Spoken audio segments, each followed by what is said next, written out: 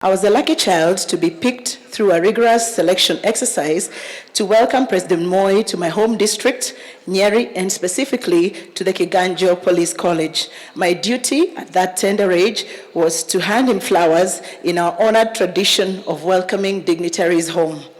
That small encounter of a little girl presenting flowers to the President of the Republic became the beginning of a journey down a long road paved with incredible kindness, genuine human compassion and love.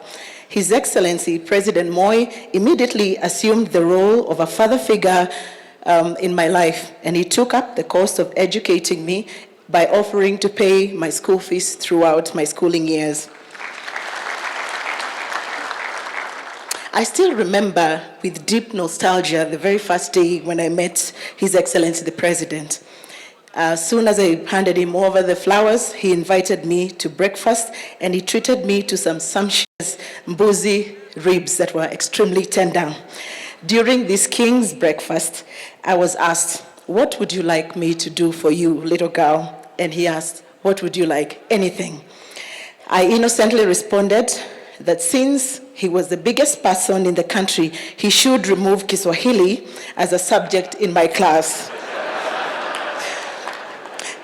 As a little girl, I had a good justification. I argued with the President that at home we spoke in Kikuyu and in school we spoke in English.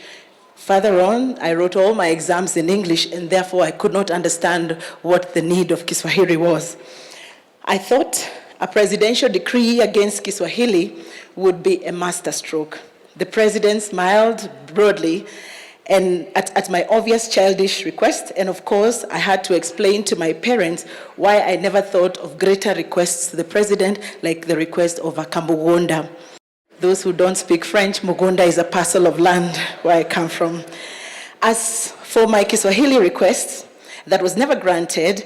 It became a central part of my academic progress assessments carried out by Baba Moi himself during my annual visits to State House, where he would start by asking me, "Bado unacheza na masomo?"